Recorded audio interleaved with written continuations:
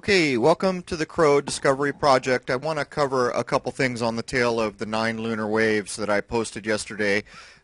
First off, the reason I'm asking people to contact media and space agencies and observatories is not because I'm necessarily interested in hearing what they're going to have to say, because I expect they'll try to dismiss it. The reason I'm doing this is to put pressure on people, to let them know that the population's getting tired of being lied to all the time.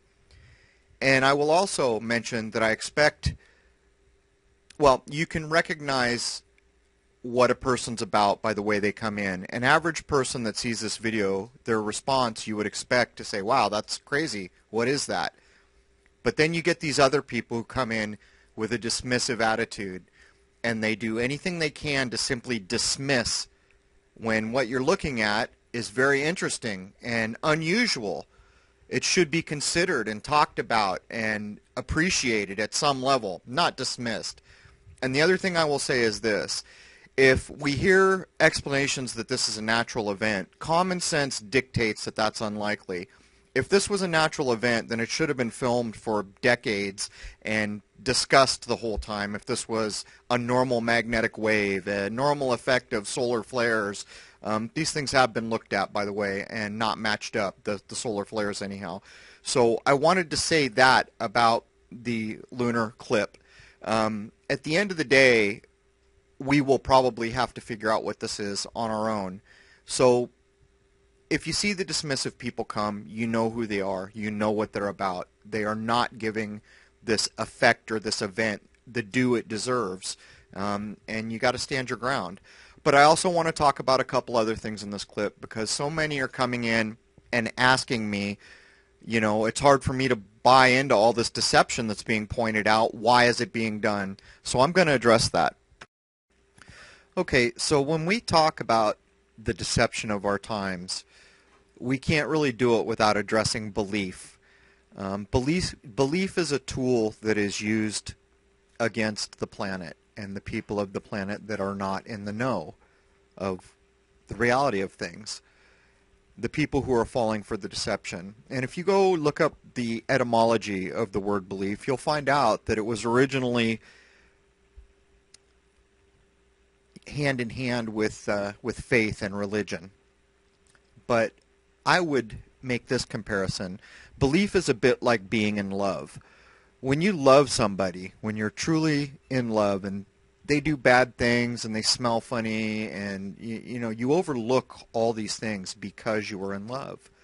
Now belief, on the other hand, is something you choose to accept based on basically nothing. You haven't done research on most of the things you believe in. You've been presented with things that may have led you to believe it, but the truth is that when you believe in something, you can no longer critically look at that thing anymore because you've accepted it as true. So you need to keep that in mind. Now, why is this deception occurring? It's simple.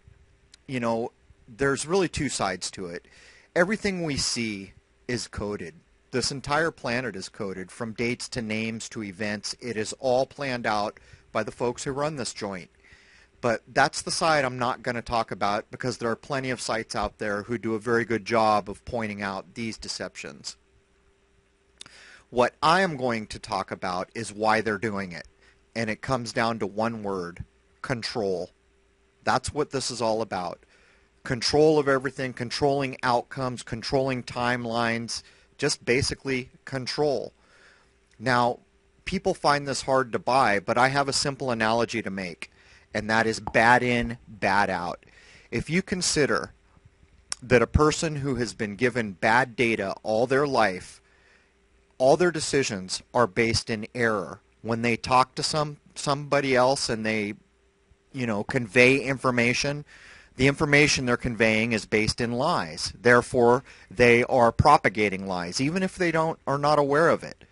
So, as we know with computers, if you put bad data in, you get bad data out.